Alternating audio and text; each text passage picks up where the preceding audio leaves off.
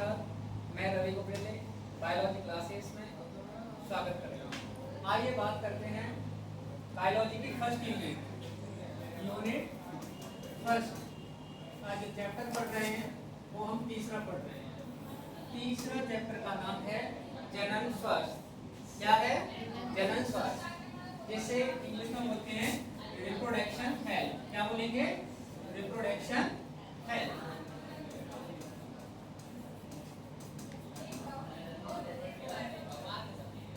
ठीक है, इस चैप्टर में हम लोग पढ़ते हैं स्वास्थ्य के बारे में। इसके बारे में, स्वास्थ्य के बारे में, ऐसा स्वास्थ्य जो जनन से संबंधित है। ठीक है, तो स्वास्थ्य जो है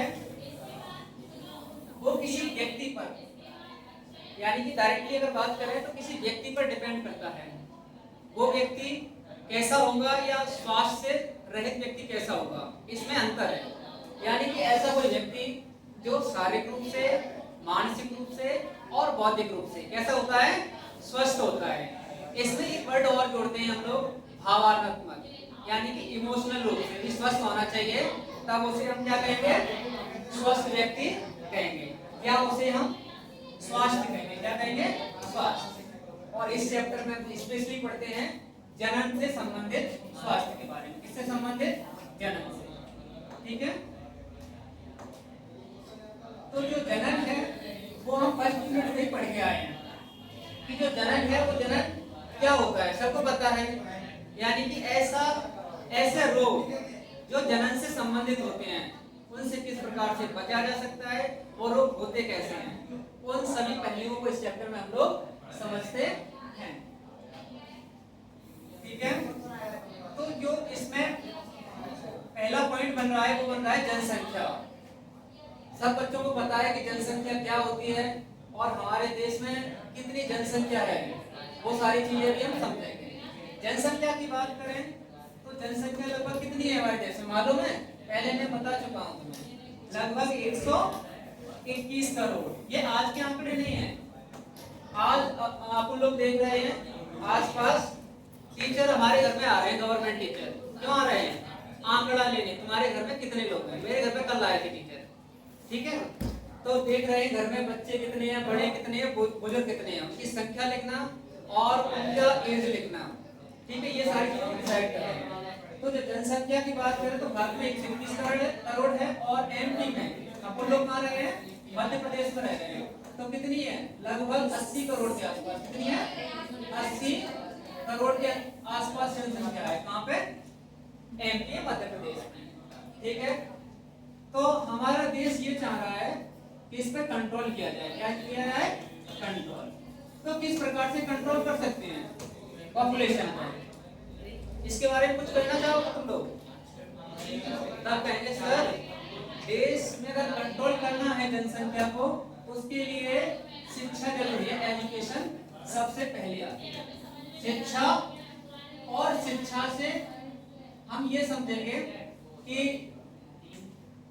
जैसे कुछ योजनाएं चलाई थी आपने, पहले मैंने बताया है परिवार नियोजन। क्या बताया था? परिवार नियोजन।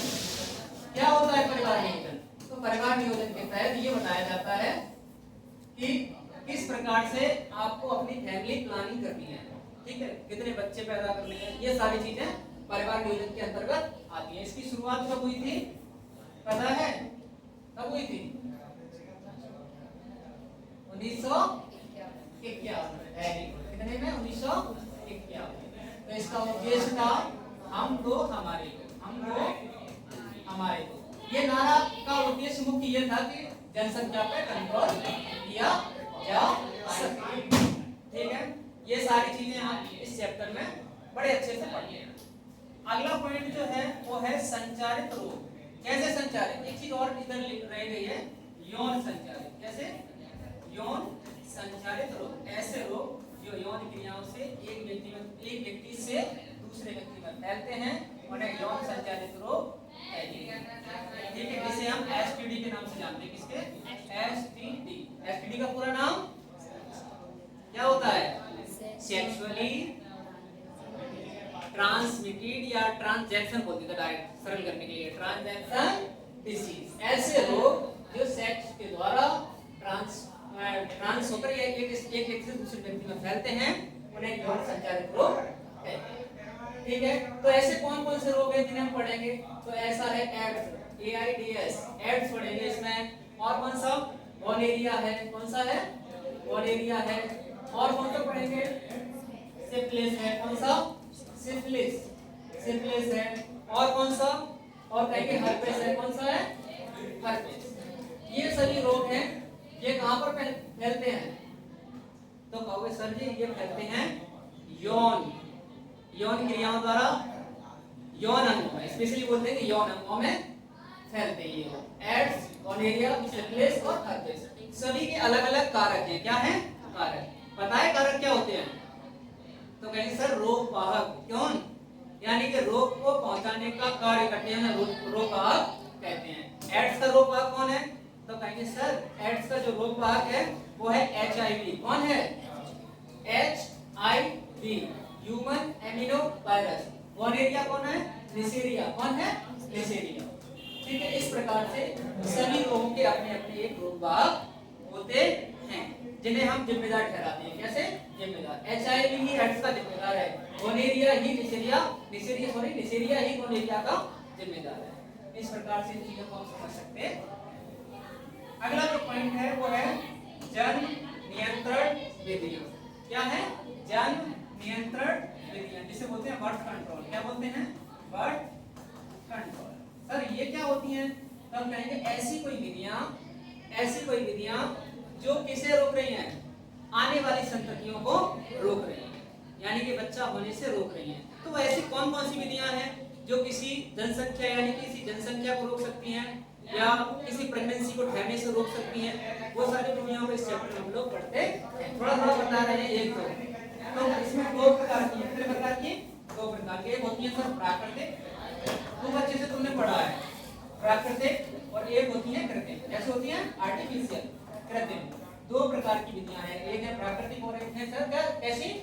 कृत्रिम। प्राकृतिक वो होती हैं जिन्हें हम एक आप संयमित बोल देते हैं, यानी कि मासिक चक्र के 10 से 17वें दिन तक हमें मतलब एक दूसरे से दूर रहना चाहिए, पति पत्नी को एक दूसरे से दूर रहना चाहिए। तो ये प्राकृतिक गर्भ निरोधक ठहरने से बच सकता है। दूसरा एक आपने बताया था उसमें स्खलन, वाह स्खलन बोला था ना, वाह स्खलन। ये वाह स्खलन भी एक ऐसी तकनीकी है जिसके द्वारा हम गर्भधारण को रोक सकते हैं। ठीक है, और भी है कोई ऐसा? आत्म संयम। क्या है? आत्म संयम, यानी कि खुद पर कंट्रोल होना चाहिए, उससे भी पॉपुलेशन कम हो सकती। ये थी सारी प्राकृतिक विधियां। आर्टिफिशियल कृत्रिम कौन सी हैं? तो कृत्रिम के लिए हम समझेंगे कौन सी थी कृत्रिम? तब कहें सर जो कृत्रिम थी वो थी आपकी निरोधक। कौन सी थी? निरोधक। ठीक है, और कौन सी थी? निरोधक के अलावा एक होती है, इसे टोपी करके बोलते हैं, ग्रीवा टोपी। क्या? ग्रीवा टोपी। ये फीमेल के लिए होती है। किसके लिए होती है? फीमेल के लिए। सर ये क्या निरोधक किसके लिए होता है? तो दोनों के लिए। थोड़ा दिमाग अच्छे से रखेंगे, मेल और फीमेल के लिए, मेल और फीमेल, यानी कि दोनों प्रकार के निरोधक आते हैं, मेल के लिए भी आते हैं, फीमेल के लिए भी आते हैं। और इसमें आएंगे टैबलेट्स। कौन आएंगी? टैबलेट। बहुत सी दवाइयां ऐसी हैं जिस गर्भ को जैसे कि निषेचन हो गया है, लेकिन रोकने के लिए हम टैबलेट्स का इस्तेमाल कर सकते हैं। जैसे माला डी है और तुम्हारी एक वो है सहेली है। कौन सी है? सहेली। ठीक है, और 72 है। ये कौन सी है? 72। ये सभी टैबलेट्स हैं, इनके द्वारा भी गर्भ को ठहरने से रोका जा सकता है। और भी कुछ है आर्टिफिशियल, उसमें आते हैं आपके कौन से? तो कहेंगे सर स्पेशली उसमें आता है आपका क्या? शल्य प्रक्रिया, यानी कि ट्यूबेक्टोमी और वैसेक्टोमी। ये सभी कृत्रिम विधियां थी, हमने समझी। ये वाला क्वेश्चन हम लोग पढ़े चुके हैं, MTP, medical termination of pregnancy, यानी कि आपातकाल में या किसी कारणवश कोई महिला गर्भवती हो गई है, तो गर्भवती हो गई है, वो स्वयं उसके इच्छुक नहीं थी, तो उसे वो बच्चा नहीं चाहिए। तो ऐसी स्थिति में बच्चे का बहुत मतलब दर्दनाक हादसा होता है बच्चे के साथ, यानी कि हाथ पैर मुंह नाक को चिमटी से काट काट के बाहर निकाला जाता है। ऐसी तकनीकी को एमटीपी या चिकित्सीय गर्भ समापन यानी कि डॉक्टरी की सहायता से गर्भ का खत्म कर दिया जाता है। ऐसी तकनीकी को चिकित्सीय गर्भ समापन या एमटीपी कहा जाता है। लेकिन जैसे रेप हो गया किसी के साथ, ऐसी स्थितियों में एमटीपी का इस्तेमाल किया जाता, वो बच्चे का करेंगे भी किया जा सकता है। लेकिन ये चीज खराब है, सरकार ने इस चीज पर रोक लगा के रखी है। अब आप बोल रहे थे एमनियोसेंटेसिस सर नहीं समझा पाएंगे। हाँ, तो एमनियोसेंटेसिस क्या होता है? तो एमनियोसेंटेसिस एक तकनीकी है जिसके तहत क्या देखा जाता है? नहीं सुनोगे। एमनियोसेंटेसिस एक तकनीकी है जिसकी सहायता से गर्भ में पल रहे शिशु के असाधारणता या कमियों का पता लगाया जाता है। किसकी सहायता से? तो कहेंगे उल्कीय द्रव। सर कौन सा द्रव? उल्कीय द्रव जो होता है उसे इंजेक्शन की सहायता से देखते हैं और सभी असाधारणता या कमियों की जांच कर लेते हैं। लेकिन आजकल क्या है, इस चीज पे रोक लगा दी गई है क्योंकि इसका दुरुपयोग हो रहा है। दुरुपयोग क्यों हो रहा है? क्योंकि लिंग का पता लग जाता है। एमनियोसेंटेसिस तकनीक के द्वारा लिंग का पता लग जाता है कि गर्भ में पल रहा बच्चा लड़का है या लड़की। अगर लड़की है तो इसका गर्भ समापन करा दिया जाता है, जिससे लिंगानुपात में काफी गिरावट देखने को मिल रही है। लड़कियां बहुत देश में कम है, लड़के बहुत ज्यादा हैं, जिससे वैवाहिक समस्याएं भी पैदा होती। तो ये सारी चीज कहानी थी आपकी एमनियोसेंटेसिस। अब इसके बाद होता है वंध्यता। वंध्यता तो पता ही आप सबको, यानी कि ऐसी कोई पद्धति या क्रिया जिसके द्वारा कोई मेल या फीमेल दोनों में शारीरिक कमियां हो सकती हैं, जिसके तहत वो बच्चा पैदा करने में असमर्थ होते हैं। ऐसी प्रक्रिया को वंध्यता कहा जाता है। उसके लिए कुछ सहायक जनन विधियां भी अपनाई गई। वो कौन सी सहायक जनन विधियां हैं? तो पहले सर गिफ्ट और आईवीएफ। कौन सी? आईवीएफ। ये सारी विधियां हैं जिनमें संतान नहीं होती, उनके लिए ये प्रक्रिया अपनाई जाती है। इन विट्रो फर्टिलाइजेशन ये आईवीएफ है, ठीक है। और गिफ्ट है gamete intra cellular transfer. Gift है गैमीट इंट्रा, गिफ्ट मतलब गैमीट। युग्मक, आपको अंतर पता होगा युग्मक में और युग्मक जनन में। युग्मक पहले की प्रक्रिया होती है, युग्मक जनन बाद की प्रक्रिया। तो जैसी कमियां हैं उसी तहत वो विधियां अपनाई जाती, ठीक है। ये आपके चैप्टर का सारांश था जो मैंने आपको बताया।